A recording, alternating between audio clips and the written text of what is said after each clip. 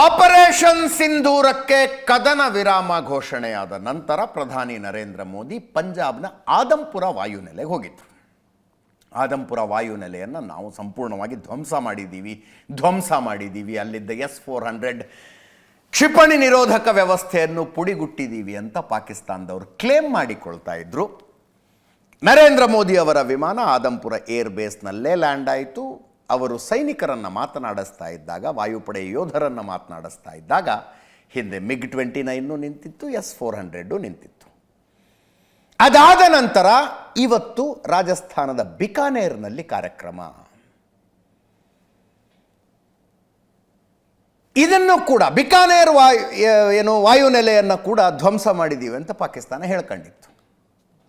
ಅಲ್ಲೇ ಹೋಗಿ ಲ್ಯಾಂಡ್ ಆದರು. ಇವತ್ತು ಭಾಷಣದಲ್ಲಿ ಹೇಳ್ತಾರೆ, ಇದು ಸಾರ್ವಜನಿಕ ಕಾರ್ಯಕ್ರಮ. ಪಂಜಾಬ್ನ ಆದಂಪುರ ಏರ್ಬೇಸಿಗೆ ಹೋಗಿದ್ದನ್ನು, ಬಿಕಾನೇರ್ಗೆ ಹೋಗಿದ್ದನ್ನು ಒಂದಕ್ಕೊಂದು ಕಾರ್ಯಕ್ರಮದ ಸ್ವರೂಪದಲ್ಲಿ ಕಂಪೇರ್ ಮಾಡಬಾರ್ದು. ಆದಂಪುರಕ್ಕೆ ಹೋಗಿದ್ದು ವಾಯುಸೇನೆಯ ಸೈನಿಕರನ್ನು, ಪೈಲಟ್ಗಳನ್ನು ಮಾತಾಡಿಸೋದಕ್ಕೆ ಅಂತಾನೆ. ಇಲ್ಲಿ ವಿವಿಧ ಅಭಿವೃದ್ಧಿ ಕಾಮಗಾರಿಗಳಿಗೆ ಉದ್ಘಾಟನೆ, ಚಾಲನೆ ಕೊಡೋದಕ್ಕೆ ಕರ್ನಾಟಕ ಸೇರಿದಂತೆ ದೇಶದ 18 ರಾಜ್ಯಗಳು ಮತ್ತು ಕೇಂದ್ರಾಡಳಿತ ಪ್ರದೇಶಗಳ 103 ರೈಲ್ವೆ ಸ್ಟೇಷನ್ಗಳನ್ನು ಹೊಸದಾಗಿ ಕಟ್ಟಿದ್ದಾರೆ. ಅಮೃತ್ ಭಾರತ ನಿಲ್ದಾಣ ಯೋಜನೆ ಅಡಿಯಲ್ಲಿ 18 ರಾಜ್ಯಗಳ 86 ಜಿಲ್ಲೆಗಳ ರೈಲು ನಿಲ್ದಾಣಗಳು, ಒಟ್ಟು 103 ರೈಲ್ವೆ ಸ್ಟೇಷನ್ಗಳ ನವೀಕರಣ 1100 ಕೋಟಿ ರೂಪಾಯಿ ಖರ್ಚಿನಲ್ಲಾಗಿದೆ. ಇದು ಆ ಎಲ್ಲ ರೈಲ್ವೆ ಸ್ಟೇಷನ್ಗಳ ಲೋಕಾರ್ಪಣೆಯನ್ನು ಬಿಕಾನೇರ್ನಿಂದಲೇ ಮಾಡಿದ್ರು. ಆ ಕಾರ್ಯಕ್ರಮ ಇದು. ಇದಕ್ಕಿಂತ ಮೊದಲು ಕರ್ಣಿ ಮಾತಾ ದೇವಸ್ಥಾನಕ್ಕೆ ಹೋಗಿದ್ರು ಪ್ರಧಾನಿ ನರೇಂದ್ರ ಮೋದಿ. ಕರ್ಣಿ ಮಾತಾ ದೇವಸ್ಥಾನ ತುಂಬ ಜನ ನಡ್ಕೊಳ್ತಾರಲ್ಲಿ. ಅಲ್ಲಿ ಹೋಗಿ ವಿಶೇಷ ಪೂಜೆ ಸಲ್ಲಿಸಿ ಆ ನಂತರ ಬಿಕಾನೇರ್ನ ಪಬ್ಲಿಕ್ ಫಂಕ್ಷನ್ನಿಗೆ ಬಂದರು. ಒಟ್ಟು 26,000 ಕೋಟಿ ರೂಪಾಯಿ ಮೌಲ್ಯದ ಅಭಿವೃದ್ಧಿ ಕಾಮಗಾರಿಗಳು. 11 ವರ್ಷದಲ್ಲಿ ರಾಜಸ್ಥಾನಕ್ಕೆ ಕೇಂದ್ರ ಸರ್ಕಾರ 70,000 ಕೋಟಿಯಲ್ಲಿ ಅಭಿವೃದ್ಧಿ ಕಾಮಗಾರಿಗಳನ್ನು ಮಾಡಿದೆಯಂತೆ. ಅದರ ಪೈಕಿ ಒಂದು ಕಾರ್ಯಕ್ರಮಕ್ಕೆ ಬಂದಿದ್ರು. ಬಿಕಾನೇರ್ ಬಾಂದ್ರಾ ರೈಲಿಗೆ ಹಸಿರು ನಿಶಾನೆ ತೋರಿಸಿದ್ರು. ಟೋಟಲ್ 1300 ರೈಲ್ವೆ ನಿಲ್ದಾಣಗಳನ್ನು ನವೀಕರಣ ಮಾಡಿದ್ದೀವಿ ಅಂತ ಹೇಳಿದ್ರು. ಕರ್ನಾಟಕ, ಆಂಧ್ರ ಪ್ರದೇಶ, ಅಸ್ಸಾಮು, ಬಿಹಾರು, ಛತ್ತೀಸ್ಗಢ, ಗುಜರಾತು, ಹೀಗೆ 18 ರಾಜ್ಯಗಳು ಮತ್ತು ಕೇಂದ್ರಾಡಳಿತ ಪ್ರದೇಶದ ವಿಷಯ ಅದಲ್ಲ. ಅಲ್ಲಿ ಏನು ಮಾತಾಡಿದ್ರು ಅನ್ನೋದು ಮುಖ್ಯ. ಬಿಕಾನೇರ್ನ ಕಾರ್ಯಕ್ರಮದಲ್ಲೂ ಪಾಕಿಸ್ತಾನಕ್ಕೆ ಎಚ್ಚರಿಕೆನೆ. ಆಪರೇಷನ್ ಸಿಂಧೂರ ಆರಂಭ ಮಾತ್ರ. ಆಪರೇಷನ್ ಸಿಂಧೂರ ಹೊಸ ಭಾರತದ ನ್ಯಾಯ ಅಂದರು. ಅಂದರೆ we have got a new justice system. ನ್ಯಾಯದಾನ ಮಾಡೋ ಹೊಸ ಪದ್ಧತಿಯನ್ನು ತಂದಿದ್ದೀವಿ ನಾವು.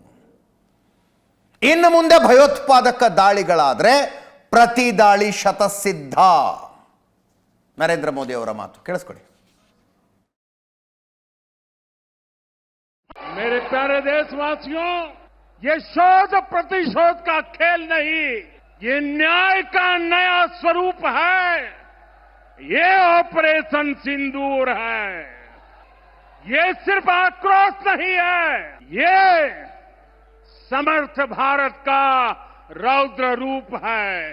ये भारत का नया स्वरूप है. पहले घर में घुसकर किया था वार, पहले घर में घुसकर किया था वार, अब सीधा सीने पर किया प्रहार है. आतंक का फन कुचलने की यही नीति है, यही रीति है, यही भारत है, नया भारत है. ಆಕ್ರೋಶ ನೋಡಬಹುದಾಗಿತ್ತು ಇವತ್ತು ನರೇಂದ್ರ ಮೋದಿ ಅವರ ಮಾತಿನಲ್ಲಿ. ಮಣ್ಣಿನ ಮೇಲೆ ಪ್ರತಿಜ್ಞೆ ಮಾಡ್ತೀನಿ, ದೇಶ ನಾಶ ಆಗೋದಕ್ಕೆ ಬಿಡಲ್ಲ. ಸಿಂಧೂರ ಅಳಿಸೋದಕ್ಕೆ ಬಂದವರನ್ನು ಮಣ್ಣಲ್ಲಿ ಮಣ್ಣಾಗಿಸಿದ್ದೀವಿ. ಹಿಂದೂಸ್ತಾನದಲ್ಲಿ ಹರಿದ ಪ್ರತಿ ಹನಿ ರಕ್ತದ ಲೆಕ್ಕ ಚುಕ್ತಾಗಿದೆ. ಸೇಡು ತೀರಿಸಿಕೊಂಡಿದ್ದನ್ನು ಮಾತಾಡಿದ್ರು. ಕೇಳಿಸ್ಕೊಳ್ಳಿ. सौगंध मुझे इस मिट्टी की, मैं देश नहीं मिटने दूंगा, मैं देश नहीं झुकने दूंगा।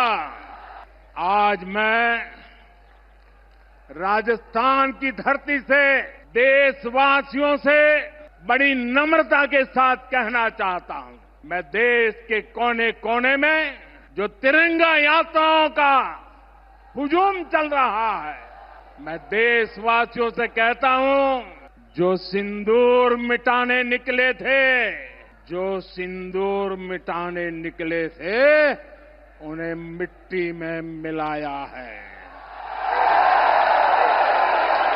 जो हिंदुस्तान का लहू बहाते थे, जो हिंदुस्तान का लहू बहाते थे, आज कतरे कतरे का हिसाब चुकाया है। ಗುಂಡಿನ ದಾಳಿ ಪಹಲ್ಗಾಮ್ನಲ್ಲಾಗಿತ್ತು. ಆದರೆ ಆ ಗುಂಡು ಪ್ರತಿ ಭಾರತೀಯನ ಎದೆಗೆ ಹೊಕ್ಕಂಗಾಗಿತ್ತು. ಉಗ್ರರನ್ನ ಮಣ್ಣಲ್ಲಿ ಮಣ್ಣಾಗಿಸ್ತೀವಿ ಅಂತ ಸಂಕಲ್ಪ ಮಾಡಿದ್ರು. ಅವರ ಕಲ್ಪನೆಗೂ ಮೀರಿದ ಶಿಕ್ಷೆ ಕೊಡಬೇಕು ಅಂತ ಸಂಕಲ್ಪ ಮಾಡಿದ್ರು.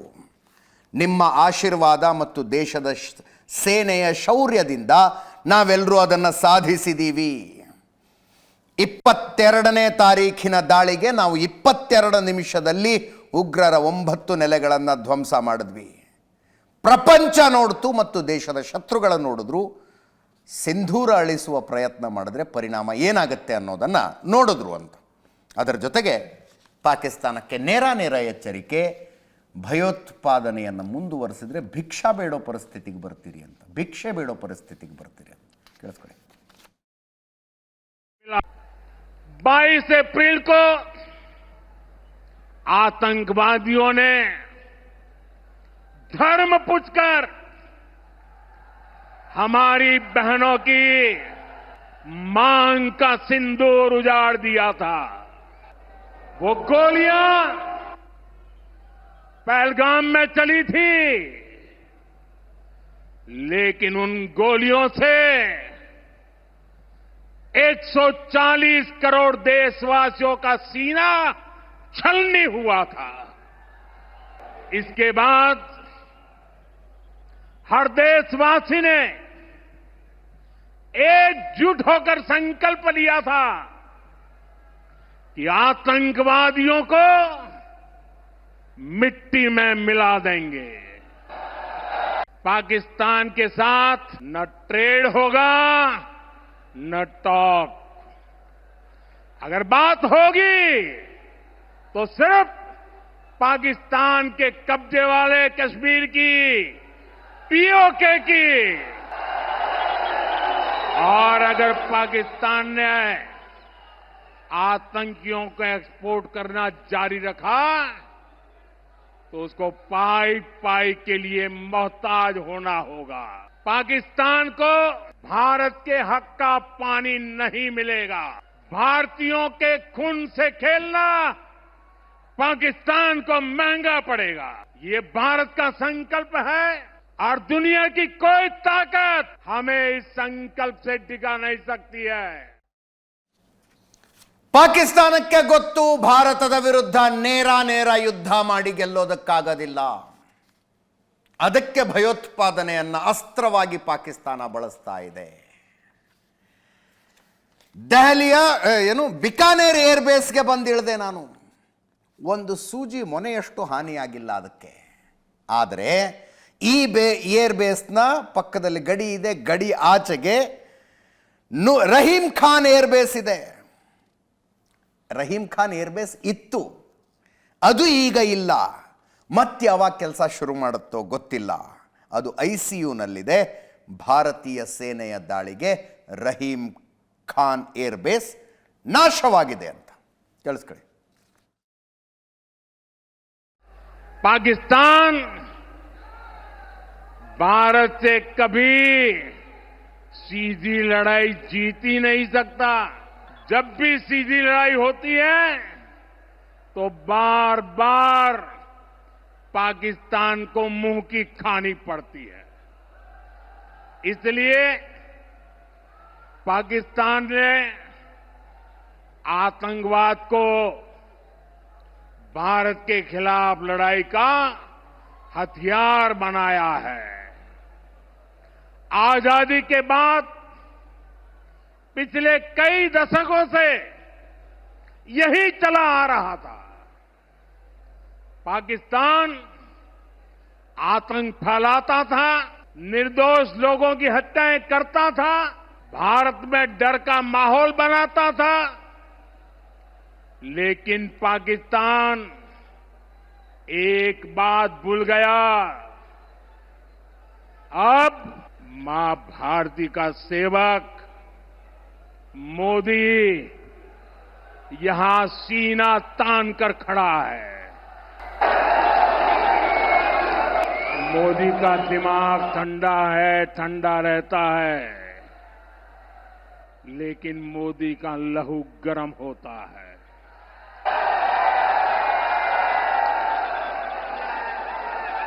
और अब तो मोदी की नसों में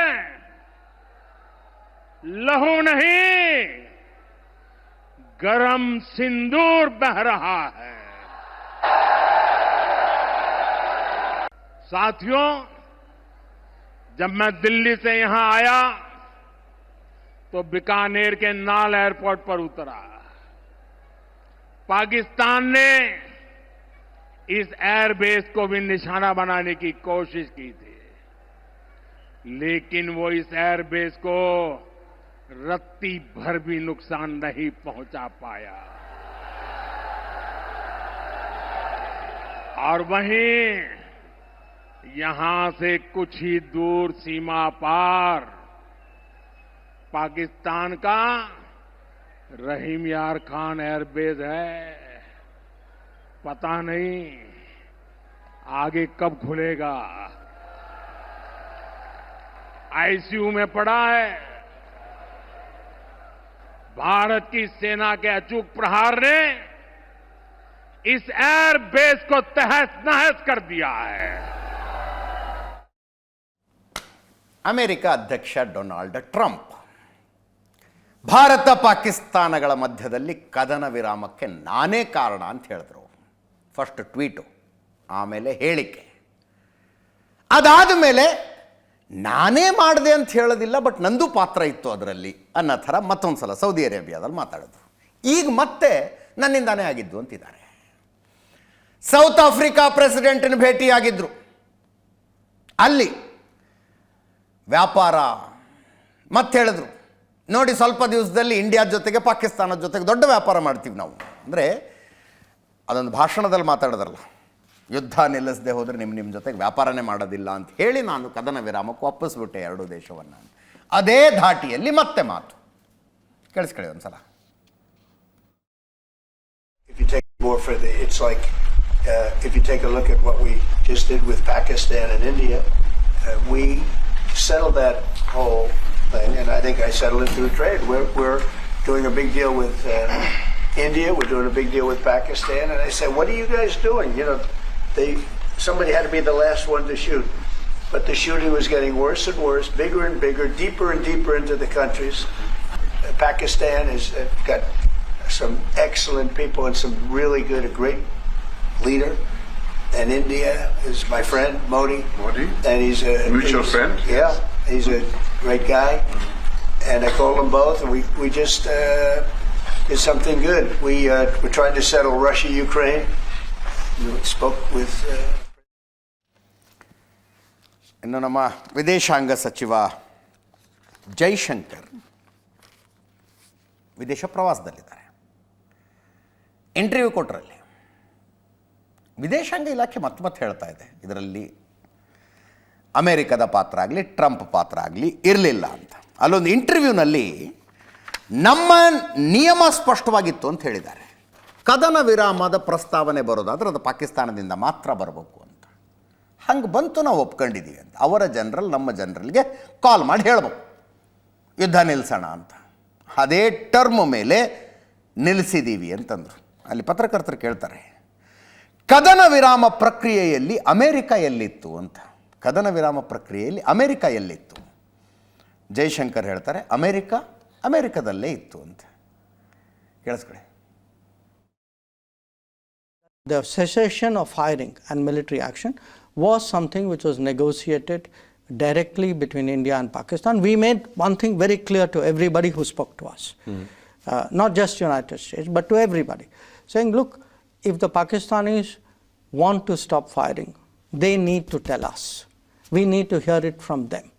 Their general has to call up our general and say this. And that is what happened. Where was the U.S. in this process? Well, the U.S. was in the United States. Where was the U.S. in this process? Well, the U.S. was in the United States. Where was the U.S. in this process?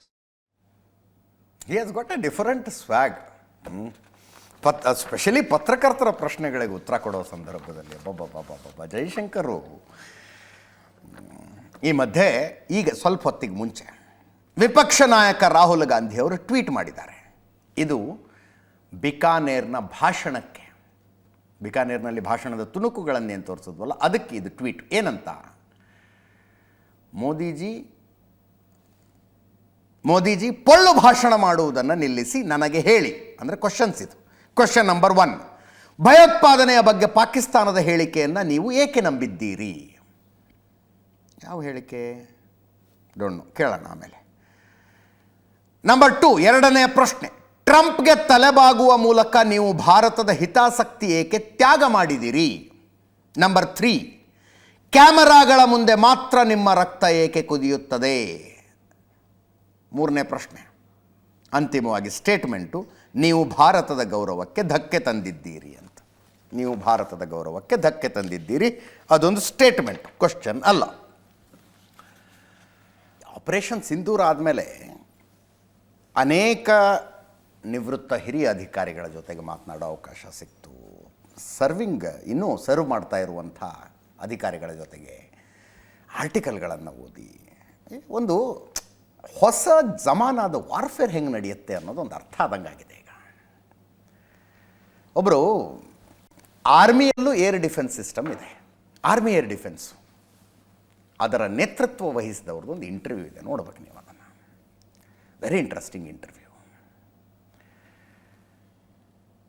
ಅವರೊಂದು ಮಾತು ಹೇಳ್ತಾರೆ, ಭಾರತ ಅಂದರೆ ಎಲ್ಲ ದೇಶಗಳು ಮಾಡ್ತಾವೋ ಏನೋ ಇದನ್ನು, Russia Ukraine ಮಧ್ಯದ ಸಮರ ಮತ್ತು ಇಸ್ರೇಲ್ ಗಾಜಾ ಮೇಲೆ ನಡೆಸ್ತಾ ಇರುವ ಸಮರವನ್ನು ತುಂಬ ಡಿಟೇಲಾಗಿ ಭಾರತೀಯ ಸೈನ್ಯ ಅಧ್ಯಯನ ಮಾಡಿದೆ. ಹೊಸ ಕಾಲದ ಕದನದ ರೀತಿ ಹೆಂಗಿರುತ್ತೆ ಅಂತ, ಮಾಡರ್ನ್ ವಾರ್ಫೇರ್ ಹೆಂಗಿರುತ್ತೆ ಅಂತ ಅದರಲ್ಲಿ ಒಂದು ಅರ್ಥ ಮಾಡ್ಕೊಂಡಿದ್ರು ಅವರು. ಈಗಿನ ಜಮಾನ ಏನೇ ಇದ್ದರೂ ಡ್ರೋನ್ಗಳದ್ದು, ಕ್ಷಿಪಣಿಗಳದ್ದು ಅಂತ. ಒಂದು ಸೇನೆ ಇನ್ನೊಂದು ದೇಶದಲ್ಲಿ ನುಗ್ಗಿ ಜಾಗ ಹಿಡ್ಕೊಂಡು, ಹಂಗಲ್ಲ. It is all about drone and missiles. ಯಾಕೆ ಹೇಳ್ತಾ ಇದ್ದೀನಿ ಅಂದರೆ, ಮೊದಲಿಗೆ ಒಂದು ಸೇನೆ ಇನ್ನೊಂದು ಸೇನೆಯ ಮೇಲೆ ದಾಳಿ ಮಾಡಿದಾಗ ಶತ್ರುವಿನ ರಡಾರ್ಗಳು ಎಲ್ಲೆಲ್ಲಿದ್ದಾವೆ, ಏರ್ ಡಿಫೆನ್ಸ್ ಸಿಸ್ಟಮ್ ಎಲ್ಲೆಲ್ಲಿದ್ದಾವೆ ಅಂತ, ಅವುಗಳನ್ನು ಯಶಸ್ವಿಯಾಗಿ ಧ್ವಂಸ ಮಾಡಿದ್ರೆ ಗೆದ್ವಿ ಯುದ್ಧ ಅಂತ ಅರ್ಥ. ಭಾರತದ ಏರ್ ಡಿಫೆನ್ಸ್ ಸಿಸ್ಟಮ್ನ ಕೂದಲು ಕೊಂಕಿಸುವುದಕ್ಕೂ ಪಾಕಿಸ್ತಾನಕ್ಕೆ ಸಾಧ್ಯ ಆಗಲಿಲ್ಲ. ಇಂಟಿಗ್ರೇಟೆಡ್ ಏರ್ ಡಿಫೆನ್ಸ್ ಸಿಸ್ಟಮ್ ನಮ್ಮದು, ಆರ್ಮಿ, ಏರ್ ಫೋರ್ಸ್, ಎಷ್ಟು ಚಂದ ಕೋಆರ್ಡಿನೇಷನ್ ಇರುತ್ತೆ ಅನ್ನೋದನ್ನು ಹೇಳ್ತಾರೆ ಅವರು. ಎಷ್ಟು ಮಿಲಿ ಸೆಕೆಂಡ್ಗಳಲ್ಲಿ ಮೆಸೇಜ್ಗಳು ಪಾಸ್ ಆಗ್ತವೆ ಅಂತ. S-400 ಇದೆ, ಆಕಾಶ್ ತೀರ್ ಇದೆ, ಆಕಾಶ್ ತೀರ್ ಕೆಳಗಡೆ ಇನ್ನೂ ಅನೇಕ ರೀತಿಯ ಕ್ಷಿಪಣಿಗಳಿದ್ದಾವೆ. ಅಂತಿಮವಾಗಿ ಗ್ರೌಂಡ್ನಲ್ಲಿ ಗನ್ ಹಿಡ್ಕೊಂಡು ಕೂತ್ಕೊಂಡಿರ್ತಾರೆ. ಗನ್ ಅಂದರೆ ಈ ವಾಯು ದಾಳಿಯನ್ನು ಎದುರಿಸೋದಕ್ಕೆ ಅಂತ ಎರಡನೇ ಮಹಾಯುದ್ಧದಲ್ಲಿ ಬಳಕೆ ಆದಂಥ ಗನ್ಗಳನ್ನು ಭಾರತ ರಿನೋವೇಟ್ ಮಾಡಿ ಮತ್ತೆ ರೆಡಿ ಮಾಡಿದೆ ಇವತ್ತಿಗೆ ಅಂತ. ಅಂತಿಮವಾಗದು ಅಷ್ಟನ್ನು ಇಟ್ಕೊಂಡು ಭಾರತ ರೆಡಿಯಾಗಿ ಕೂತ್ಕೊಂಡಿದ್ದಾಗ ಯುದ್ಧದ ಆರಂಭದಲ್ಲಿ he calls it saturation attacks ಅಂತ. ಸ್ಯಾಚುರೇಷನ್ ಅಟ್ಯಾಕ್ ಅಂತ ಮಾಡ್ತಾರಂತೆ. ಏನು ಸ್ಯಾಚುರೇಷನ್ ಅಟ್ಯಾಕ್ ಅಂದರೆ, ತುಂಬ ಚೀಪಾಗಿರುವಂಥ, ಕಡಿಮೆ ಅಂದರೆ ಅದು ಬಿದ್ದರೆ ಏನು ಬ್ಲಾಸ್ಟ್ ಆಗೋದಿಲ್ಲ, ಏನಿಲ್ಲ. ಪಾಕಿಸ್ತಾನ ಅಂಥ ಕ್ಷಿಪಣಿಗಳನ್ನು 40,000 ರೂಪಾಯಿಗೆ ಒಂದು ತಗೊಳತ್ತಂತೆ ಚೀನಾದಿಂದ. 40,000 ರೂಪಾಯಿಗೆ ಒಂದು ಕ್ಷಿಪಣಿ, ಚೀಪರ್ ಅದು. ಅವುಗಳನ್ನು ಹಾರಿಸ್ತಾರೆ ಮೊದಲು. ಕ್ಷಿಪಣಿ ಬಂತು ಅಂತ ನಾವು ಅಷ್ಟು ಏರ್ ಡಿಫೆನ್ಸ್ ಮೂಲಕ ಅವುಗಳ ಮೇಲೆ ದಾಳಿ ಮಾಡೋದಕ್ಕೆ ಹೋಗ್ಬಿಟ್ರೆ ಗೊತ್ತಾಗ್ಬಿಡುತ್ತೆ ಎಲ್ಲೆಲ್ಲಿದ್ದಾವೆ, ನಮ್ಮ ಏರ್ ಡಿಫೆನ್ಸ್ ಸಿಸ್ಟಮ್ ಎಲ್ಲಿದೆ, ನಮ್ಮ ಆ್ಯಂಟಿ ಡ್ರೋನ್ ಮಿಸೈಲ್ಗಳು ಎಲ್ಲೆಲ್ಲಿದ್ದಾವೆ ಅಂತ ಗೊತ್ತಾಗ್ಬಿಡುತ್ತೆ. ಅದಕ್ಕೆ ಭಾರತ ಸ್ಯಾಚುರೇಷನ್ ದಾಳಿಯನ್ನು ಪಾಕಿಸ್ತಾನ ಮಾಡಿದಾಗ ಕೇವಲ ಗನ್ಗಳನ್ನು ಮಾತ್ರ ಬಳಸ್ತಂತೆ, ಗನ್ಗಳನ್ನು ಮಾತ್ರ ಇಟ್ಕೊಂಡು ಹೊಡೆದ್ರು. ನಮ್ಮ ಗನ್ ಲೊಕೇಶನ್ ಅವ್ರಿಗೆ ಗೊತ್ತಾಗಲಿ, S-400 ಎಲ್ಲಿದೆ, ಆಕಾಶ್ ತೀರ್ ಎಲ್ಲಿದೆ, ಇತರ ಅತ್ಯಾಧುನಿಕ ಆ್ಯಂಟಿ ಮಿಸೈಲ್ ಸಿಸ್ಟಮ್ಗಳು ಎಲ್ಲಿದ್ದಾವೆ ಅನ್ನೋದು ಗೊತ್ತಾಗಬಾರ್ದು. ಆ ರೀತಿಯಾಗಿ ಎದುರಿಸಿದ್ರು. ಭಾರತ ಒಂದು ಟ್ರಿಕ್ ಪ್ಲೇ ಮಾಡ್ತು ಅಂತ ಗೊತ್ತಾಗಿದ್ದು. ಭಾರತದ ಹತ್ರ ಚೀನಾದಿಂದ ಪಾಕಿಸ್ತಾನ ತಂದಿಟ್ಕೊಂಡಿರುವಂಥ HQ-9 ಮತ್ತು HQ-19 ವ್ಯವಸ್ಥೆಯನ್ನು ಭಾರತ ಧ್ವಂಸ ಮಾಡ್ತು. ಯಾಕೆ? ಭಾರತಕ್ಕೆ ಹೆಂಗೆ ಗೊತ್ತಾಗ್ಬಿಡ್ತು ಹಂಗಿದ್ರೆ ಅವರೆಲ್ಲೆಲ್ಲಿ ಇಟ್ಕೊಂಡಿದ್ದಾರೆ ಅಂತ? ಅದು ಟ್ರಿಕ್ಕು. ಸ್ಕ್ರೀನ್ ಮೇಲೆ ನೋಡ್ತಾ ಇದ್ದೀರಲ್ಲ, ಇವು ಡ್ರೋನ್ಗಳೇ, ಬಟ್ ನೋಡೋದಕ್ಕೆ ವಿಮಾನ ಇದ್ದಂಗೆ ಇದ್ದಾವೆ. ಇಂಥ 2 ಮಾದರಿಯ ಡ್ರೋನ್ಗಳನ್ನು ಭಾರತ ಇಟ್ಕೊಂಡಿದೆ. ಒಂದು ಲಕ್ಷ್ ಅಂತ, ಇನ್ನೊಂದು ಬನ್ಸಿ ಅಂತ. ಲಕ್ಷ್ ಮತ್ತು ಬನ್ಶಿ ಇವುಗಳು ಪ್ರತಿ ವಿಮಾನಕ್ಕೂ ಒಂದು ಡಿಜಿಟಲ್ ಸಿಗ್ನೇಚರ್ ಅಂತ ಇರುತ್ತಂತೆ. ಅಂದರೆ ರಡಾರ್ನಲ್ಲಿ ಇದು ಎಂಥ ವಿಮಾನ, ಯಾವ ಮಾದರಿಯ ವಿಮಾನ ಅಂತ ಗೊತ್ತಾಗುತ್ತೆ ಡಿಜಿಟಲ್ ಸಿಗ್ನೇಚರ್ ಮೂಲಕ. ಡಿಜಿಟಲ್ ಸಿಗ್ನೇಚರ್ ಇರುತ್ತೆ. ಆ ಡಿಜಿಟಲ್ ಸಿಗ್ನೇಚರನ್ನು ಅಂದರೆ ರಫಾಲು, MiG-29 ಇಂಥ ವಿಮಾನಗಳ ಡಿಜಿಟಲ್ ಸಿಗ್ನೇಚರನ್ನು ಈ ಡ್ರೋನ್ಗಳು ಕಾಪಿ ಮಾಡ್ತವೆ. ಅಂದರೆ ಈ ಡ್ರೋನ್ಗಳ ಪಾಕಿಸ್ತಾನದ ಗಡಿಯ ಕಡೆ ಹಾರಿಕೊಂಡು ಬರ್ತಾ ಇದ್ದರೆ ಪಾಕಿಸ್ತಾನಕ್ಕೆ ರಫಾಲೇ ಬಂದುಬಿಡ್ತು ಅಂತ ಅನ್ಸುತ್ತೆ, ಸುಖೋಯ್ ಬಂತು, ಮಿಗ್ ಬಂತು, ಜಾಗ್ವಾರ್ ಬಂತು ಅಂತ ಅನ್ಸೋದಕ್ಕೆ ಶುರುವಾಗ್ಬಿಡುತ್ತೆ. ಅವರ ರಡಾರ್ನಲ್ಲಿ ಹಾಗೆ ತೋರಿಸುತ್ತಂಥದ್ದು. ಈಗ ಭಾರತ ಪಾಕಿಸ್ತಾನದ ಚೀಪ್ ಡ್ರೋನ್ಗಳನ್ನು ಗನ್ ಇಟ್ಕೊಂಡು ಹೊಡೆಯುತ್ತೆ. ಪಾಕಿಸ್ತಾನದ ಕಡೆಯಿಂದ ಒಂದು ಯುದ್ಧ ವಿಮಾನವೇ ಬಂದುಬಿಟ್ರೆ ಆವಾಗ S-400 ತೆಗಿಲೇಬೇಕು ನಾವು. ಅದರ ವಿಷಯದಲ್ಲಿ ರಿಸ್ಕ್ ತೆಗೆದುಕೊಳ್ಳೋದಕ್ಕಾಗೋದಿಲ್ಲ. ಹಾಗೆ ಪಾಕಿಸ್ತಾನನ ಟ್ರಿಕ್ ಮಾಡ್ತು ಭಾರತ ಅಂತ. ಈ ಡ್ರೋನ್ಗಳನ್ನು ಹಾರಿಸಿದಾಗ ಪಾಕಿಸ್ತಾನದ ರಡಾರು ಯುದ್ಧ ವಿಮಾನಗಳೇ ಬಂದವು ಅನ್ನೋಂಗೆ ತೋರಿಸೋದಕ್ಕೆ ಶುರು ಮಾಡಿಬಿಡ್ತು. ಆವಾಗ ಪಾಕಿಸ್ತಾನ ತನ್ನೆಲ್ಲ ಏರ್ ಡಿಫೆನ್ಸನ್ನು ಓಪನ್ ಮಾಡಿ ದಾಳಿ ಮಾಡೋದಕ್ಕೆ ಶುರು ಮಾಡಿಬಿಡ್ತು. ಆವಾಗ ನಮಗೆ ಕರೆಕ್ಟಾಗಿ ಗೊತ್ತಾಯಿತು ಇವರ ರಡಾರ್ಗಳು ಎಲ್ಲೆಲ್ಲಿದ್ದಾವೆ, ಇವ್ರದ್ದು ಏರ್ ಡಿಫೆನ್ಸ್ ಸಿಸ್ಟಮ್ ಎಲ್ಲೆಲ್ಲಿದ್ದಾವೆ ಅಂತ. ಅವುಗಳನ್ನು ಭಾರತದ ಗಡಿಯಿಂದ 100 ಕಿಲೋಮೀಟರ್ ಒಳಗಿನಿಂದಲೇ ಭಾರತ ಅಟ್ಯಾಕ್ ಮಾಡ್ತು, HQ-9 ಮತ್ತು HQ-19ಗಳನ್ನು ಅಂತ. ಈ ಡ್ರೋನ್ಗಳನ್ನು they are called dummy drones. ಇವುಗಳನ್ನು ಪಾಕಿಸ್ತಾನ ಹೊಡೆದಾಕ್ತು. ಪಾಕಿಸ್ತಾನದ ರಡಾರ್ನಲ್ಲಿ ಕಾಣಿಸ್ತಿರುತ್ತಲ್ಲ, ಇಲ್ಲೊಂದು ಬರ್ತಾ ಇದೆ ಅಂತ. ಅವರು ಇವುಗಳನ್ನು ನಿಜವಾಗ್ಲೂ ಜಾಗ್ವಾರ್ಗಳೇ ಅನ್ಕೊಂಡಿದ್ರು, ರಫಾಲ್ಗಳೇ ಅನ್ಕೊಂಡಿದ್ರು. ತಮ್ಮ ಆ್ಯಂಟಿ ಡ್ರೋನ್ ಸಿಸ್ಟಮ್ ಬಿಟ್ಟು ಇವುಗಳನ್ನು ಹೊಡೆದಾಕಿದ್ರು. ಹೊಡೆದಾಗ ಸಡನ್ಲಿ ರಡಾರ್ನಿಂದ ನಾಪತ್ತೆ ಆಗ್ಬಿಡ್ತಾವೆ. ನಾವು ಹೊಡೆದ್ವಿ ಅಂತ. ಅವ್ರು ಅನ್ಕೊಂಡಿದ್ದು ನಾವು ಜಾಗ್ವಾರ್ನೇ ಹೊಡೆದಿದ್ದೀವಿ, ನಾವು ಭಾರತದ ಯುದ್ಧ, ಅವರೇ ಅದನ್ನೇ ಹೇಳ್ಕೊಳ್ಳೋದವ್ರು, ನಾವು ರಫೇಲ್ ಹೊಡೆದಿದ್ದೀವಿ ಅಂತ. ರಫೇಲ್ ಆಗಿರಲಿಲ್ಲ, ಅದು ಲಕ್ಷ್ ಮತ್ತು ಬನ್ಶಿ ಅನ್ನುವಂಥ ಡಮ್ಮಿ ಡ್ರೋನ್ಗಳಾಗಿದ್ವು. ಈ ಡಮ್ಮಿ ಡ್ರೋನ್ಗಳನ್ನು ಹಾರಿಸಿದ್ಯಾಕೆ? ನಿಮ್ಮ ಏರ್ ಡಿಫೆನ್ಸ್ ಸಿಸ್ಟಮನ್ನು ಎಲ್ಲೆಲ್ಲಿಟ್ಟಿದ್ದೀರಿ, ಹೆಂಗಿಟ್ಟಿದ್ದೀರಿ ಅಂತ ತಿಳ್ಕೊಳ್ಳೋದಕ್ಕೆ. ಈಗ ರಫಾಲ್ಗಳನ್ನು ಹೊಡೆದಿದ್ದರ ಬಗ್ಗೆ ವಿಪಕ್ಷಗಳ ಪ್ರಶ್ನೆ ಕೇಳ್ತಾ ಇದ್ದಾವೆ. ನಾವು ಎಷ್ಟು ಯುದ್ಧ ವಿಮಾನಗಳನ್ನು ಕಳ್ಕೊಂಡಿದ್ದೀವಿ ಹೇಳಿ ಅಂತ. ನನಗೆ ಸುಮ್ಮನೆ ಒಂದು ಕಾಮನ್ ಸೆನ್ಸಿನ ಪ್ರಶ್ನೆ. ಅಕಸ್ಮಾತ್ ಪಾಕಿಸ್ತಾನ ರಫಾಲ್ಗಳನ್ನು ಹೊಡೆದು ಆ ರಫಾಲ್ಗಳು ಪಾಕಿಸ್ತಾನದಲ್ಲೇ ಬಿದ್ದಿದ್ರೆ ಪಾಕಿಸ್ತಾನ ಹೆಮ್ಮೆಯಿಂದ ಪ್ರಪಂಚಕ್ಕೆ ತೋರಿಸ್ತಾ ಇತ್ತು, ನೋಡಿ ಹೆಂಗೆ ಹೊಡೆದಾಕಿದ್ದೀವಿ ಅಂತ ತೋರಿಸ್ತಿದ್ರು ಹೆಮ್ಮೆಯಿಂದ. ತೋರಿಸಿಲ್ಲ. ಪೈಲಟ್ಗಳು ಹೋಗಿ ಪಾಕಿಸ್ತಾನದಲ್ಲಿ ಸಿಕ್ಕಾಕೋಬೇಕಾಗ್ತಿತ್ತು. ಆವಾಗ ಅಭಿನಂದನ್ ವರ್ಧಮಾನದ ಹೆಂಗಾಗಿತ್ತಲ್ಲ ಅಂಥದ್ದೊಂದು ಎಪಿಸೋಡ್ ಆಗ್ತಿತ್ತು. ಆಗಿಲ್ಲ. ಅಕಸ್ಮಾತ್ ಭಾರತದೊಳಗಡೆನೆ ಭಾರತೀಯ ಯುದ್ಧ ವಿಮಾನಗಳ ಪತನಗೊಂಡಿದ್ದರೆ ಇವತ್ತಿನ ಡಿಜಿಟಲ್ ಯುಗದಲ್ಲಿ ವಿಡಿಯೋಗಳು ಬರಲ್ವೇನ್ರಿ, ಫೋಟೋಗಳು ಬರಲ್ವಾ, ಇಂಥಲ್ಲಿ ಪತನ ಆಗಿದೆ, ಇಂಥಲ್ಲಿ ಬಿದ್ದಿದೆ ಅಂತ. ಎರಡೂ ಆಗಿಲ್ಲ. ಹಂಗಿದ್ದ ಮೇಲೆ ಭಾರತ ಯುದ್ಧ ವಿಮಾನಗಳನ್ನು ಈ ಆಪರೇಷನ್ನಲ್ಲಿ ಕಳೆದುಕೊಂಡಿದೆ ಅಂತ ಹೆಂಗೆ ನಂಬೋದಾದರೂ ಹೆಂಗೆ? Don't know. All thanks to these dummy drones Banshee ಮತ್ತು ಲಕ್ಷ್. ಇವು ಜಾಗ್ವಾರ್ ರೀತಿಯಲ್ಲಿ, ರಫಾಲ್ ರೀತಿಯಲ್ಲಿ ಅಂದರೆ ಡಿಜಿಟಲ್ ಸಿಗ್ನೇಚರ್ನ ಕಾಪಿ ಮಾಡಿಬಿಡ್ತಾವಂತೆ.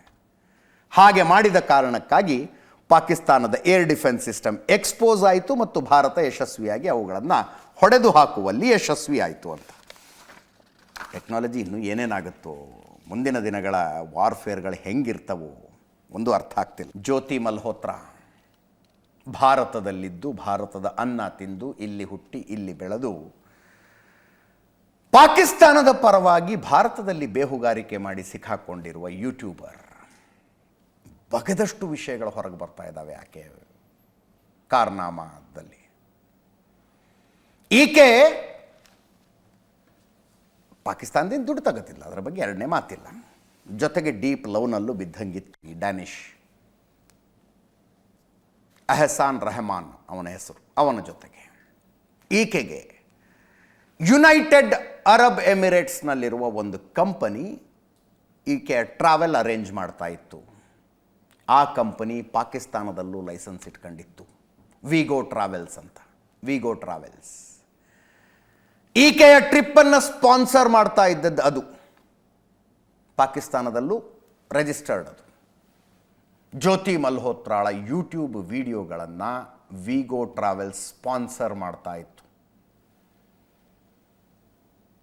ಯುನೈಟೆಡ್ ಅರಬ್ ಎಮಿರೇಟ್ಸ್ನಲ್ಲಿ ರಿಜಿಸ್ಟರ್ಡ್ ಆಫೀಸ್ ಇಟ್ಕೊಂಡಿದೆ, ಪಾಕಿಸ್ತಾನದಲ್ಲೂ ಬಿಸ್ನೆಸ್ ಮಾಡೋದಕ್ಕೆ ಅದಕ್ಕೆ ಲೈಸೆನ್ಸ್ ಇದೆ.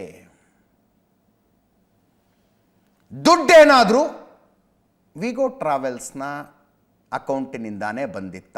ಮೋಡಸ್ ಆಪರಂಡಿ ಚರ್ಚೆ ತನಿಖೆ ಆಗ್ತಾ ಇದೆ. ನಡಿಬೇಕು ತನಿಖೆ, ಇವ್ರದೆಲ್ಲ ಸುಮ್ಮನೆ ಬಿಡಬಾರ್ದು ಇಂಥವ್ರನ್ನು. ಮತ್ತಷ್ಟು ವಿಷಯಗಳು ಬರ್ತವೆ, ಬಂದಾಗ ಹೇಳ್ತೀನಿ. ಬನ್ನಿ ಈಗ ರಾಜ್ಯದ ಸುದ್ದಿಗೆ ಬರೋಣ.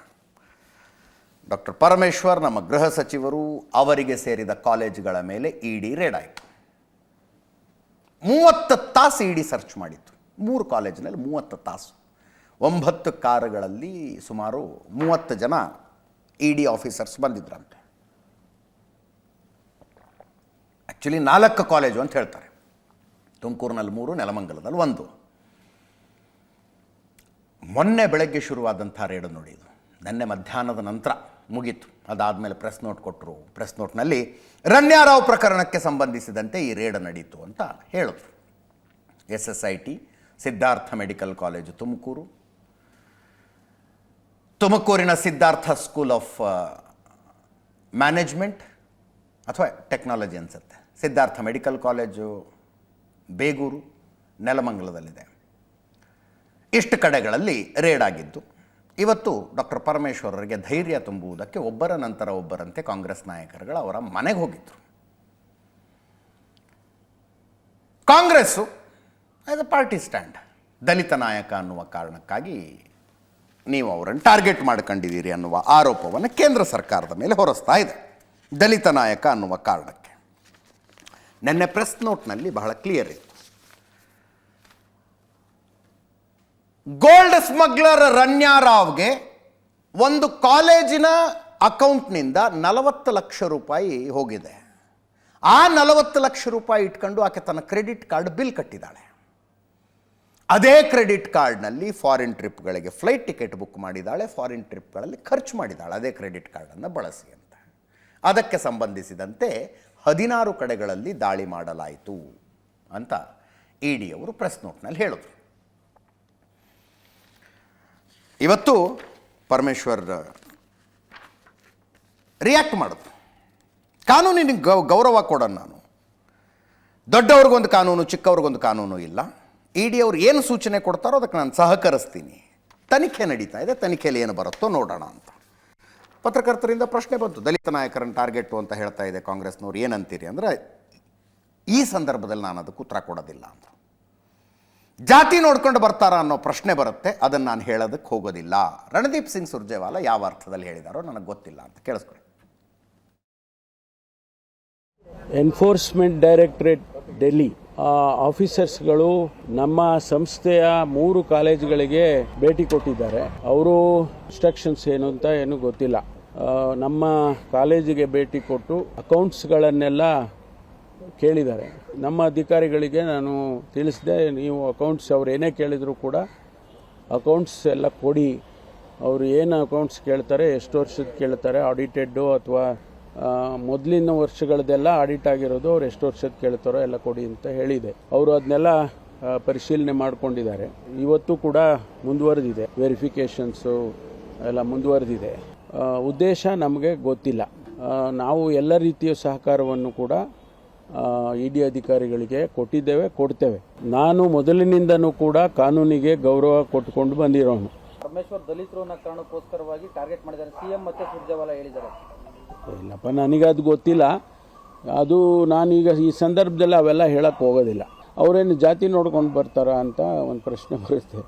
ಅದೆಲ್ಲ ಏನು ನಾನು ಅದನ್ನು ಹೇಳೋಕ್ಕೆ ಹೋಗೋದಿಲ್ಲ. ಅವ್ರು ಹೇಳಿದರೆ ಅದು ಅವ್ರು ಯಾವ ಅರ್ಥದಲ್ಲಿ ಹೇಳಿದಾರೋ ಗೊತ್ತಿಲ್ಲ ನನಗೆ. I will not be able to say anything. ಆರೋಪ ಮಾಡ್ತಾ ಇದ್ದಾರೆ ಅಷ್ಟೇ ತಾನೇ. ಇಲ್ಲ, ನನಗೇನು ಹೇಳಿಲ್ಲ. ನನಗೆ ಸಂಸ್ಥೆಯಲ್ಲೇ ಎಲ್ಲವನ್ನು ವೆರಿಫೈ ಮಾಡಿಕೊಂಡು ಮಾಡ್ತಾ ಇದ್ದಾರೆ. ಇನ್ನೂ ಇದ್ದಾರೆ ಅಲ್ಲೇ, ಅವರು ವೆರಿಫೈ ಮಾಡ್ತಿದ್ದಾರೆ. ಕಾಂಗ್ರೆಸ್ ನಾಯಕರುಗಳು ಏನೇನು ಹೇಳಿದ್ರು, ಯಾರ್ಯಾರು ಏನೇನಂದ್ರು ಅದನ್ನೊಂದು ಸಲ ಕೇಳಿ, ಆಮೇಲೆ ಮಾತಾಡೋಣ. ಉಣ್ಣಾಗಿರೋದಕ್ಕೆ ಕನ್ನಡಿ ಬೇಕಾಗಿಲ್ಲ. ಸಂಪೂರ್ಣವಾಗಿ ದುರುದ್ದೇಶಪೂರಿತ ಈ ಒಂದು ದಾಳಿ ಇಡೀ ಭಾರತೀಯ ಜನತಾ ಪಾರ್ಟಿ 2014ರಲ್ಲಿ ಅಧಿಕಾರಕ್ಕೆ ಬಂದ ನಂತರ ಯಾರು ಅವರಿಗೆ ಪ್ರಬಲ ವಿರೋಧಿಗಳು ಮತ್ತು ಯಾರು ಅವರ ಸಿದ್ಧಾಂತಕ್ಕೆ ಒಪ್ಪೋದಿಲ್ಲ ಅವರನ್ನು ED, IT, CBI ಮೂಲಕ ಭಯ ಬೀಳಿಸ್ತಕ್ಕಂಥ ಕೆಲಸ ಮಾಡ್ತಾರೆ.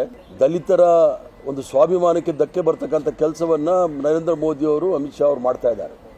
ಆದ್ದರಿಂದ ನಾವು ಪಕ್ಷದಿಂದ ಮತ್ತು ವೈಯಕ್ತಿಕವಾಗಿ ಇದನ್ನು ತೀವ್ರವಾಗಿ ಖಂಡಿಸ್ತೀವಿ. ಒಂದು ಸಂಸ್ಥೆ ಬಗ್ಗೆ ಪದೇ ಪದೇ ರಿಪೀಟೆಡ್ಲಿ ED, IT ರೈಡ್ ಮಾಡಿದ್ರೆ ಅದು ರಾಜಕೀಯ ಪ್ರೇರಿತ ಅಂತಲೇ ಬಹುಶಃ ಎಲ್ಲರೂ ಮಾತಾಡ್ತಕ್ಕಂಥದ್ದು. ಬಟ್ ರಾಜಕೀಯ ಪ್ರೇರಿತ ಅನ್ನೋದ್ರ ಬಗ್ಗೆ ಯಾವುದೇ ಸಂಶಯ ಇಲ್ಲ. ಶಿಕ್ಷಣ ಸಂಸ್ಥೆ ಇವತ್ತಿನದಲ್ಲ, ಭಾಳ ಹಳೆಯ ಸಂಸ್ಥೆ. ಈಗಾಗಲೇ ಒಂದ್ಸಲಿ ರೈಡ್ ಆಗಿರ್ತಕ್ಕಂಥದ್ದು ಸಹ ನಾವೆಲ್ಲ ನೋಡಿದ್ದೀವಿ. ಏನು ರೈಡ್ ಆದರೆ ಗಾಬರಿ ಆಗುವಂಥದ್ದು ಏನಿದೆ, ಆಗಲಿ ಕಾನೂನುಬದ್ಧವಾಗಿ ಏನಿದೆ ಅದನ್ನು ನೋಡ್ತಾರೆ. ರನ್ಯಾ ರಾವ್ ಕೇಸ್ನಲ್ಲಿ ಪದೇ ಪದೇ ಗೋಲ್ಡ್ ಸ್ಮಗ್ಲಿಂಗ್ ಅಂತ ಹೇಳ್ತಾ ಇದ್ದಾರಲ್ವಾ ರೀ. ಕಸ್ಟಮ್ಸ್ ಕಾಯೋ ಕೆಲಸ ಯಾರ್ದು? ಪರಮೇಶ್ವರ್ ಅವ್ರದಾ? ಸ್ಟೇಟ್ ಹೋಮ್ ಡಿಪಾರ್ಟ್ಮೆಂಟ್ದಾ? ಸೆಂಟ್ರಲ್ ಗೌರ್ಮೆಂಟ್ದು ತಾನೆ? ಏನೇ ಇರಲಿ, ಇಟ್ಸ್ ಎ ಟ್ರಾನ್ಸಾಕ್ಷನ್ ಅಲ್ಲ, it's a digital transaction, it's a valid transaction.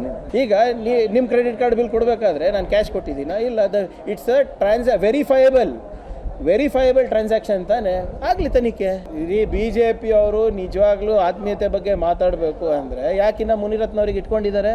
ಇವ್ರಿಗೆ ಏನಾದರೂ ನೈತಿಕತೆ ಇದೆ ಏನ್ರಿ? ಇವರಿಗೆ ನಾಚಿಕೆ ಬರ್ಬೇಕು BJP ಅವರಿಗೆ. ರನ್ಯಾ ರಾವ್ ಅವ್ರ ಕಡೆಯಿಂದ ಅವ್ರ ಸಂಸ್ಥೆಗೆ ಏನಾದರೂ ತಗೊಂಡಿದ್ರೆ ತಪ್ಪಾಗುತ್ತೆ. ಇವರು ಕೊಟ್ಟಿದ್ರೆ ಸಾಲ್ವಾಗಿ ಕೊಟ್ಟಿರ್ಬೋದು. ಕಳೆದ 11 ವರ್ಷದಲ್ಲಿ ನಮ್ಮ ದೇಶದಲ್ಲಿ EDನ ದುರ್ಬಳಕೆ ಮಾಡಿಕೊಂಡಷ್ಟು ಸ್ವಾತಂತ್ರ್ಯ ಬಂದಾಗಲಿಂದಲೂ ಕೂಡ ಸುಮಾರು 70 ವರ್ಷ ಯಾರು ಕೂಡ ಮಾಡಿರಲಿಲ್ಲ. ITನೂ ಅಷ್ಟೇ ದುರುಪಯೋಗ ಮಾಡ್ಕೊಂಡಿದ್ದಾರೆ. CBI ಅದನ್ನು ಕೂಡ ದುರುಪಯೋಗ ಮಾಡ್ಕೊಂಡಿದ್ದಾರೆ. ಈ ನಮ್ಮ ದೇಶದಲ್ಲಿರ್ತಕ್ಕಂಥ ಯಾರು ನಮ್ಮ ಅಜಿತ್ ಪವಾರ್ ಇರ್ಬೋದು, ಅಥವಾ ಈಗ ಅಸ್ಸಾಮಲ್ಲಿ ಚೀಫ್ ಮಿನಿಸ್ಟರ್ ಆಗಿದ್ದಾರಲ್ಲ ಅವ್ರ ಮೇಲೆ, ಆಮೇಲೆ ಸುವೇಂದ್ರು ಅಧಿಕಾರಿನ ವೆಸ್ಟ್ ಬೆಂಗಾಲ್, ಇವ್ರ ಮೇಲೆಲ್ಲ ಅಲಿಗೇಷನ್ಸ್ ಇತ್ತು. ಆ ಥರ 100 ಜನ ರಾಜಕಾರಣಿಗಳು, ಅದರಲ್ಲಿ ವಿಪಕ್ಷದಲ್ಲಿದ್ದಂಥವ್ರನ್ನ ಅವ್ರ ಮೇಲೆ ಅನೇಕ ಕೇಸುಗಳಿತ್ತು. ಅವ್ರನ್ನೆಲ್ಲ ಅವ್ರ ಪಕ್ಷಕ್ಕೆ ಸೇರಿಸ್ಕೊಂಡು ಕ್ಲೀನ್ ಚೀಟ್ ಕೊಟ್ಬಿಟ್ಟು ಅದರ ಒಂದು ಅಸ್ತ್ರ ಇದು. ED, IT, CBI ವಿರೋಧಿಗಳನ್ನ ಮುಗಿಸೋದಕ್ಕೆ, ಒಳ್ಳೊಳ್ಳೆ ಮುಖಂಡಗಳಿಗೆ ಕೆಟ್ಟ ಹೆಸರು ತರ್ತಕ್ಕಂಥದ್ದಕ್ಕೆ ಮತ್ತು ಅವರ ಒಂದು ರಾಜಕೀಯದ ಲಾಭಕ್ಕೋಸ್ಕರ ಈ ಸಂವಿಧಾನ ಬಾಹಿರವಾದಂಥ ಕ್ರಮಗಳು ಮಾಡ್ತಾ ಇದ್ದಾರೆ. ಇದು ನಾವು ಇಡೀ ದೇಶದಲ್ಲಿ ನೋಡಿದ್ದೇವೆ. ಪರಮೇಶ್ವರ್ ಅವ್ರ ಮೇಲೂ ಕೂಡ ಅದೇ ರೀತಿಯಾಗಿ ಇವತ್ತು ಅವರಿಗೆ ತೊಂದರೆ ಕೊಡಬೇಕು, ಕಿರುಕುಳ ಕೊಡಬೇಕು, ಕೆಟ್ಟ ಹೆಸರು ತರಬೇಕು ಅಂಥೇಳಿ BJP ಸ್ಪಷ್ಟ ಅಜೆಂಡಾ ಅದು. BJP ಪಕ್ಷದಲ್ಲಿ ಭ್ರಷ್ಟರ ಒಂದು ದೊಡ್ಡ ಪಟ್ಟಿನೇ ಇದೆ. ಒಬ್ಬರನ್ನಾದರೂ ಮುಟ್ಟಿದಾರಾ? ಒಬ್ಬರನ್ನಾದರೂ ಹತ್ರ ಹೋಗಿದ್ದಾರಾ? ವ್ಯಾಲಿಡ್ ಪ್ರಶ್ನೆಗಳೇ, ಕೇಳಬೇಕಾದ ಪ್ರಶ್ನೆಗಳೇ. IT, ED, CBIಗಳನ್ನು ವಿಪಕ್ಷಗಳ ಮೇಲೆ ಆಡಳಿತ ಪಕ್ಷ ದುರುಪಯೋಗ ಪಡಿಸಿಕೊಳ್ತಾ ಇದೆ, ಇತ್ಯಾದಿ. ಆದರೆ ಯಾರೂ ತಳ್ಳಿ ಹಾಕೋದಕ್ಕಾಗೋದಿಲ್ಲ ರೀ. ರನ್ಯಾ ರಾವ್ ಅನ್ನುವಂಥ ಒಬ್ಬ ಮಾಜಿ ನಟಿ 14 kg ಬಂಗಾರದೊಂದಿಗೆ ಬೆಂಗಳೂರು ಇಂಟರ್ನ್ಯಾಷನಲ್ ಏರ್ಪೋರ್ಟ್ನಲ್ಲಿ ಸಿಕ್ಕಾಕೊಂಡ್ರು. ಯಾರು ಇಲ್ಲ ಅಂತೀರ ಅದಕ್ಕೆ? ಆ ರನ್ಯಾ ರಾವ್ಗೆ ಡಾಕ್ಟರ್ ಪರಮೇಶ್ವರರ ಶಿಕ್ಷಣ ಸಂಸ್ಥೆಯಿಂದ 40 ಲಕ್ಷ ರೂಪಾಯಿ ಟ್ರಾನ್ಸ್ಫರ್ ಆಗಿದೆ. ಆ 40 ಲಕ್ಷವನ್ನು ಆಕೆ ತನ್ನ ಕ್ರೆಡಿಟ್ ಕಾರ್ಡ್ ಬಿಲ್ ಕಟ್ಟೋದಕ್ಕೆ ಬಳಸ್ಕೊಂಡಿದ್ದಾಳೆ. ಕ್ರೆಡಿಟ್ ಕಾರ್ಡನ್ನು ಯಾಕೆ ಬಳಸ್ಕೊಂಡಿದ್ಲು? ಇದೇ ಗೋಲ್ಡ್ ಸ್ಮಗ್ಲಿಂಗ್ನ ಫ್ಲೈಟ್ ಟಿಕೆಟ್ ಬುಕ್ ಮಾಡಿಸೋದಕ್ಕೆ. ಹಾಗಿದ್ದಾಗ ಗೋಲ್ಡ್ ಸ್ಮಗ್ಲಿಂಗ್ ಪ್ರಕರಣದ ತನಿಖೆ ನಡೆಸ್ತಾ ಇರುವ ED ಪರಮೇಶ್ವರರ ಶಿಕ್ಷಣ ಸಂಸ್ಥೆಗಳಿಗೆ ಬರಬಾರ್ದು ಅಂದರೆ ಇದು ಅತಿಯಾದ ನಿರೀಕ್ಷೆ ಆಯಿತು. ರಾಮಲಿಂಗಾರೆಡ್ಡಿ ಅವರು ಅದು ಯಾವ ಅರ್ಥದಲ್ಲಿ ಹೇಳಿದ್ರು? ರನ್ಯಾರಾವಿಂದ ಪರಮೇಶ್ವರ್ ದುಡ್ಡು ತಗೊಂಡಿದ್ರೆ ತಪ್ಪು, ಪರಮೇಶ್ವರಿಂದ ರನ್ಯಾರಾವ್ ದುಡ್ಡು ತಗೊಂಡ್ರೆ ಏನು ತಪ್ಪು ಅಂತ. ಇದು ಮಜಾ ಇದೆಯಪ್ಪ ಇದು. ನೀವು ಯಾರು ತಗೊಂಡ್ರು ಮತ್ತು ಯಾವುದಕ್ಕಾಗಿ ಬಳಸಿದ್ರು ಅದನ್ನು. ಇಲ್ಲಿ ಇಡಿಯ ಪ್ರೆಸ್ ನೋಟ್ ಆಗಲಿ, ಕಾಮನ್ ಸೆನ್ಸ್ ಇರುವ ಯಾರೇ ಆಗಲಿ ರೀ, ಗೋಲ್ಡ್ ಸ್ಮಗ್ಲಿಂಗ್ನಲ್ಲಿ ಪರಮೇಶ್ವರರ ಕೈವಾಡ ಇದೆ ಅಂತ ಹೇಳಿದರೆ ಅಂಥ ದಡ್ರಿ ಯಾರೂ ಇಲ್ಲ. ಅವಿವೇಕ ಅದು. ಡಾಕ್ಟರ್ ಪರಮೇಶ್ವರ್ಗೆ 14 kg ಬಂಗಾರದಿಂದ ಬರಬಹುದಾದ ತಟಕ ಲಾಭ ತಗೊಂಡು ಆಗಬೇಕಾದದ್ದು ಏನಿದೆ, ಏನಾಗಬೇಕಾಗಿದೆ for doctor Parameshwar? Fill the rich is ಏನು ಈಗ ಬಂದಿರೋದಲ್ಲ, ತಲಾಂತರದಿಂದ. ಆದರೆ ಎರಡೂ ಫ್ಯಾಮಿಲಿಗಳ ಪರಿಚಯ ಇದ್ವು, ದುಡ್ಡಿನ ಟ್ರಾನ್ಸಾಕ್ಷನ್ ಆಗಿದೆ, ಸಾಲವಾಗಿ ಕೊಟ್ಟಿರಬಹುದು ಅಂತ ರಾಮಲಿಂಗಾರೆಡ್ಡಿ ಅವರು ಹೇಳಿದರು. ಪರಮೇಶ್ವರು ಸಾಲವಾಗಿ ಅವರಿಗೆ ದುಡ್ಡು ಕೊಟ್ಟಿರಬಹುದು. ಸಾಲ ಕೊಟ್ಟಿದ್ದೆ ಅಂತ ಅಕೌಂಟ್ಸ್ನಲ್ಲಿ ತೋರಿಸಿದ್ರೆ ಮುಗಿತಪ್ಪ, ಸಾಲ ಕೊಟ್ಟಿದ್ದೆ ಅಂತ ತೋರಿಸಿದ್ರೆ ಮುಗಿದೋಯ್ತು. ಅಷ್ಟೇ ಅಲ್ವಾ ಲೆಕ್ಕ ಇರೋದು. ಅಕೌಂಟ್ಸ್ ಸರಿಯಾಗಿ ಮೇಂಟೈನ್ ಮಾಡಿಲ್ಲ ಅಂತ ಇಡಿ ಹೇಳ್ತಾ ಇರೋದೀಗ. ಅದಕ್ಕೆ ಉತ್ತರ ಕೊಡಬೇಕಾಗತ್ತೆ. ಡಾಕ್ಟರ್ ಪರಮೇಶ್ವರ್, ನಮ್ಮ home minister, is anticipating notice from ED ನನಗೊಂದು ನೋಟಿಸ್ ಕೊಡುತ್ತೆ, ನಾನು ವಿಚಾರಣೆಗೆ ಹಾಜರಾಗಬೇಕಾಗಿ ಬರುತ್ತೆ ಅನ್ನುವ ನಿರೀಕ್ಷೆಯಲ್ಲಿ ಡಾಕ್ಟರ್ ಪರಮೇಶ್ವರೇ ಇದ್ದಾರೆ. ತಮ್ಮ ಆಪ್ತರ ಜೊತೆಗೆ ಹೇಳ್ಕೊಂಡಿದ್ದಾರೆ ಅವರು, ನಾಳೆ ನಾಡಿದ್ರಲ್ಲಿ ಬರ್ಬೋದಪ್ಪ ನೋಟಿಸು, ನಾ ಹೋಗ್ತೀನಿ ವಿಚಾರಣೆಗೆ ಹೋಗ್ತೀನಿ ಅಂತ ಹೇಳ್ಕೊಂಡಿದ್ದಾರೆ. ಹೋದರು, ಉತ್ತರ ಕೊಟ್ಟರು, ಬಂದರು, ಮುಗಿದೋಯ್ತು. ನೀವು ಇಡಿ ಈ ವಿಷಯದಲ್ಲಿ ರೇಡ್ ಮಾಡಿದ್ದೇ ತಪ್ಪು, ನೋಟಿಸ್ ಕೊಡೋದು ತಪ್ಪು ಅಂದುಬಿಟ್ರೆ ಅದು ಬಿಡಿ. ಇದರಲ್ಲಿ ಪೊಲಿಟಿಕಲಿ ಇಂಟ್ರೆಸ್ಟಿಂಗ್ ಭಾಳ ಇರೋದು ಡಾಕ್ಟರ್ ಡಿ ಕೆ ಶಿವಕುಮಾರ್ ಅವರು ಹೇಳಿದಂಥ ಒಂದು ಮಾತು. ವೆರಿ ಇಂಟ್ರೆಸ್ಟಿಂಗ್, ಅದು ಕೇಳಿಸ್ಕೊಳ್ಳಿ ಒಮ್ಮೆ. ಚಾರಿಟಿಗಳನ್ನ ನಾವು ಕೊಡ್ತಾ ಇರ್ತೀವಿ, ಯಾವುದೇ ಚಾರಿಟಬಲ್ ಇನ್ಸ್ಟಿಟ್ಯೂಷನ್ಸ್. ಹಂಗೆ ಏನಾದ್ರು ಸಣ್ಣ ಪಣ್ಣ ಚಾರಿಟಿ ಆಗಿರ್ಬೋದು, ಮದುವೆ ಮುಂಜಿ, ಓದೋ ಸ್ಕೂಲ್ ಫೀಸು, ಹಾಸ್ಪಿಟ್ಲ್ ಬಿಲ್ಗಳು, ಇಂಥವಕ್ಕೆಲ್ಲ ಸಹಾಯ ಮಾಡಿರ್ಬೋದು. ಮಿಕ್ಕಿದ ವಿಚಾರ ನೋಡೋಣ, ಏನೇನು ಮಾಡ್ತಾರೆ ಅಂತೇಳಿ ನೋಡೋಣ. I stand by what ever my chief minister and what ever my ACC general secretary ಅಷ್ಟೇ. ನಾನು ಬೇರೆ ಸ್ಟ್ಯಾಂಡ್ ಹೇಳೋಕ್ಕಾಗ್ತದ? ಬೇರೆ ಏನಿಲ್ಲ. ಬಟ್ ನಾನೇನೋ ಒಂದು ಲೈನ್ ಹೇಳಿದ್ದೀನಲ್ಲ, ಆ ಲೈನ್ ಭಾಳ ಮುಖ್ಯ.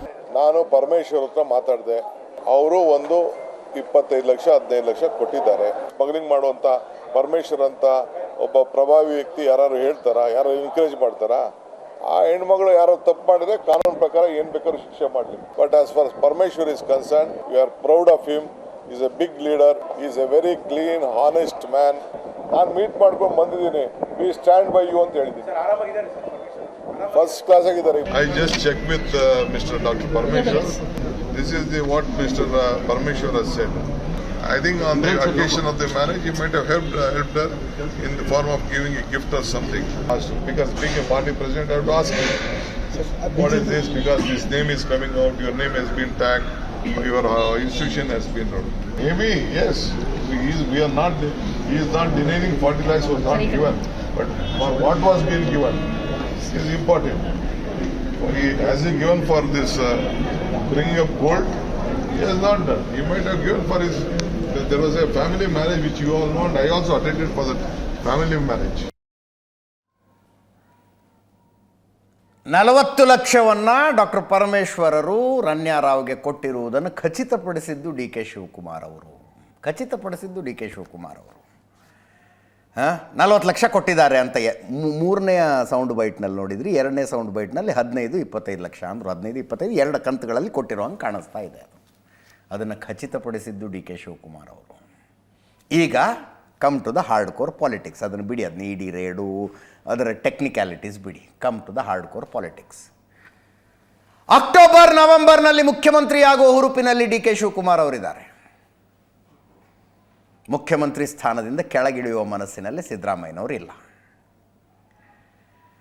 ಕಾಂಗ್ರೆಸ್ ವಲಯದಲ್ಲೇ ಚರ್ಚೆ ಆಗ್ತಾ ಇರೋದು, ಸಿದ್ದರಾಮಯ್ಯನವರು ಪರಮೇಶ್ವರ್ಗೆ ಹೇಳಿದಾರಂತೆ, ನಾನು ಮುಖ್ಯಮಂತ್ರಿ ಸ್ಥಾನದಿಂದ ಕೆಳಗಿಳಿಯುವ ಅನಿವಾರ್ಯ ಸಂದರ್ಭ ಬಂದರೆ ನಿಮ್ಮನ್ನು ಮುಖ್ಯಮಂತ್ರಿ ಮಾಡಿ ಅಂತ ಹೇಳ್ತೀನಿ ನಾನು ಹೈಕಮಾಂಡ್ಗೆ ಅಂತ.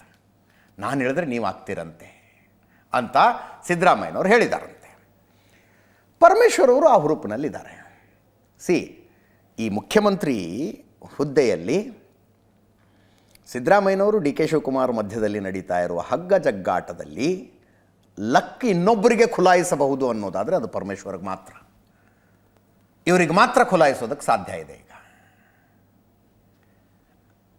ಅದೇ ಹುರುಪಿನಲ್ಲಿ ನಿಮಗಿನ್ನೂ ನೆನಪಿರಬೇಕು, ಇವರಿಬ್ಬರು ಮಾತಾಡ್ಕೊತಾ ಇದ್ರು 5 ವರ್ಷ ನಾನೇ ಮುಖ್ಯಮಂತ್ರಿ ಅಂತ. ಸಿದ್ದರಾಮಯ್ಯನವರು ಅಂಡರ್ಸ್ಟ್ಯಾಂಡಿಂಗ್ ಆಗಿದೆ ನೋಡೋಣ ಅಂತ, ಅವರು ಈಗ ಡಿ ಕೆ ಶಿವಕುಮಾರ್ ಕಡೆ ಅವ್ರು ಹೇಳ್ತಾ ಇದ್ರು 2.5 ವರ್ಷ ಆದಮೇಲೆ ನಮ್ಮವ್ರು ಮುಖ್ಯಮಂತ್ರಿ ಆಗ್ತಾರೆ ಅಂತ ಡಿ ಕೆ ಶಿವಕುಮಾರ್ ಬೆಂಬಲಿಗರು ಹೇಳ್ತಾ ಇದ್ರು. ಆ ಚರ್ಚೆ ಜೋರಾಗಿದ್ದಾಗ ಪರಮೇಶ್ವರ್ ಏಕಾಏಕಿ ಒಂದು ಸ್ಟೇಟ್ಮೆಂಟ್ ಕೊಟ್ಟರು, ನೀವೇ ಹಂಚ್ಕೊಳ್ಳೋದಾದ್ರೆ ನಾವ್ಯಾಕಿರ್ಬೇಕು ಇಲ್ಲಿ ಅಂತ. ಅಂದರೆ 2.5 ವರ್ಷ ಅವರು, 2.5 ವರ್ಷ ಇವರು, ನೀವೇ ಮಾತಾಡ್ಕೊಳ್ಳೋದಾದ್ರೆ ನಾವ್ಯಾಕಿರ್ಬೇಕು ಇಲ್ಲಿ ಅಂತ ಡಾಕ್ಟರ್ ಪರಮೇಶ್ವರ್ ಕೇಳಿದ್ರು. ಸಂದೇಶ ಸ್ಪಷ್ಟ. ಅದಾದ ಮೇಲೆ ದಲಿತ ಶಾಸಕರು ಸಚಿವರ ಡಿನ್ನರ್ ಪಾರ್ಟಿ ಹೋಸ್ಟ್ ಮಾಡಿದರು ಡಾಕ್ಟರ್ ಪರಮೇಶ್ವರ್. ಹೋಟೆಲ್ ಬುಕ್ ಆಗಿಬಿಟ್ಟಿತ್ತು, ಆಹ್ವಾನ ಹೋಗ್ಬಿಟ್ಟಿತ್ತು ಇಂತಿಂಥವ್ರು ಬರಬೇಕು ಅಂತ. ಡಿ ಕೆ ಶಿವಕುಮಾರ್ ದಿಲ್ಲಿಗೆ ಮಾತಾಡಿಸಿ ಅದನ್ನು ಕ್ಯಾನ್ಸಲ್ ಮಾಡಿದ್ರು. ಆಹ್ವಾನಿತರಿಗೆ ಅಪೇಕ್ಷಿತರಿಗೆ ಒಂದು ಮೆಸೇಜ್ ಕಳಿಸಿದ್ರಾಗ್ತಿತ್ತು, ಪರಮೇಶ್ವರ್ ಕ್ಯಾನ್ಸಲ್ ಆಗಿದೆ ಬರಬೇಡಿ ಅಂತ. ಅವರು ಪತ್ರಿಕಾ ಹೇಳಿಕೆಯನ್ನೇ ಬಿಡುಗಡೆ ಮಾಡಿದ್ರು. ರಣದೀಪ್ ಸಿಂಗ್ ಸುರ್ಜೇವಾಲಾ ಅವರು ಈಗ ಮಾಡಬೇಡಿ ಈ ಡಿನ್ನರ್ ಮೀಟಿಂಗನ್ನು ಅಂತ ಹೇಳಿದ್ದಾರೆ, ಆದ್ದರಿಂದ ನಾವು ಕ್ಯಾನ್ಸಲ್ ಮಾಡ್ತಾ ಇದ್ದೀವಿ. ನಿಮ್ಮ ಘನ ಪತ್ರಿಕೆಯಲ್ಲಿ ಮತ್ತು ಸುದ್ದಿವಾಹಿನಿಯಲ್ಲಿ ಇದನ್ನು ತೋರಿಸಿ ಅಂತ ಪರಮೇಶ್ವರ್. ಅಲ್ಲಿ ತನಕದ ತಿಕ್ಕಾಟ ಇದೆ. ಆ ತಿಕ್ಕಾಟದ ಮಧ್ಯದಲ್ಲಿ ಪರಮೇಶ್ವರು ಪಾಪ, ಅಂದರೆ ಇಟ್ಸ್ ಅ ಬ್ಯಾಡ್ ಟೈಮ್ ಅಷ್ಟೇ, ಫ್ಯಾಮಿಲಿ ಫ್ರೆಂಡು ಅನ್ನೋ ಕಾರಣಕ್ಕೆ ಏನೋ ದುಡ್ಡು ಕೊಟ್ಟಿರ್ಬೇಕು. ಆಕೆ ಗೋಲ್ಡ್ ಸ್ಮಗ್ಲಿಂಗ್ನಲ್ಲಿದ್ದಾಳೆ ಅಂತ ಪರಮೇಶ್ವರರಿಗೆ ಗೊತ್ತಿರುವ ಸಾಧ್ಯತೆ 0% ನನ್ನ ಪ್ರಕಾರ. 0% ಅದು. ತಿಂದಿದ್ದೆಲ್ಲ ಉಂಡಿದ್ದೆಲ್ಲ ತಲೆಗೆ ಬಂದುಬಿಡ್ತು ಅಂತಾರಲ್ಲ, ಹಾಗಾಗಿದೆ ಪರಮೇಶ್ವರ ಪರಿಸ್ಥಿತಿ. ಆಕೆ ಸಿಕ್ಕಾಕೊಂಡ್ಲು. ಟ್ರಾನ್ಸಾಕ್ಷನ್ಸ್ ನೋಡಿದ್ರೆ ಹಿಂಗಿದೆ, ರೇಡ್ ಆಗಿದೆ, ನಾಳೆ ವಿಚಾರಣೆಗೆ ಬರಬೇಕು. ಡಿ ಕೆ ಶಿವಕುಮಾರ್ ಹೇಳ್ತಾರೆ, KPCC ಅಧ್ಯಕ್ಷನಾಗಿ ಅದನ್ನು ತಿಳ್ಕೊಳ್ಳೋದು ನನ್ನ ಜವಾಬ್ದಾರಿ, ಏನಾಗಿತ್ತು ವ್ಯವಹಾರ ಅನ್ನೋದು ತಿಳ್ಕೊಳ್ಳೋದು ನನ್ನ ಜವಾಬ್ದಾರಿ, 40 ಲಕ್ಷ ಕೊಟ್ಟಿದ್ದೀನಿ ಅಂತ ಅವರೇ ಹೇಳಿದ್ದಾರೆ.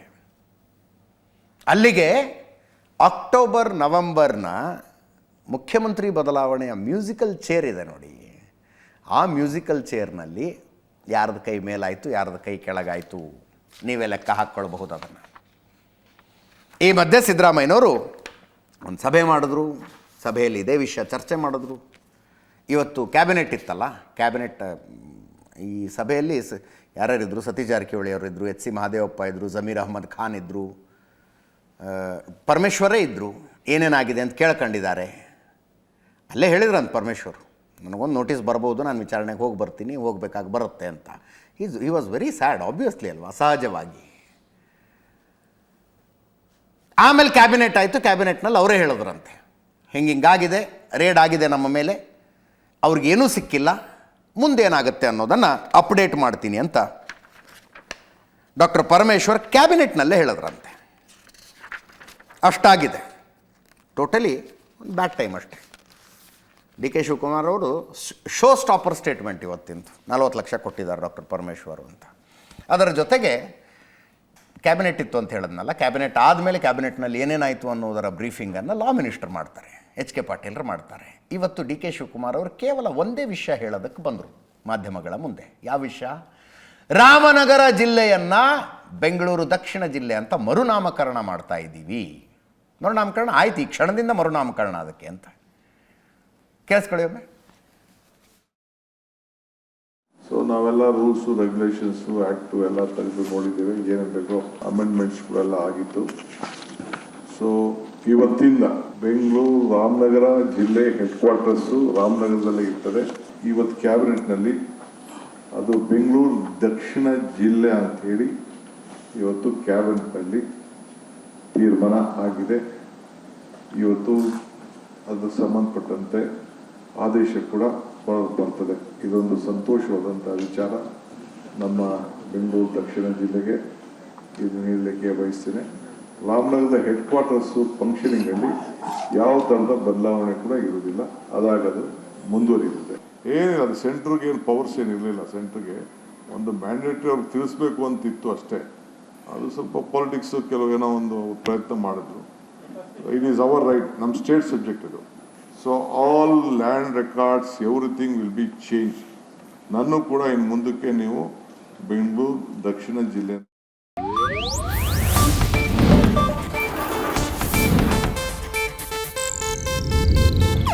ಇದು ಏಷ್ಯಾನೆಟ್ ನ್ಯೂಸ್ ನೆಟ್ವರ್ಕ್ ಪ್ರಸ್ತುತಿ.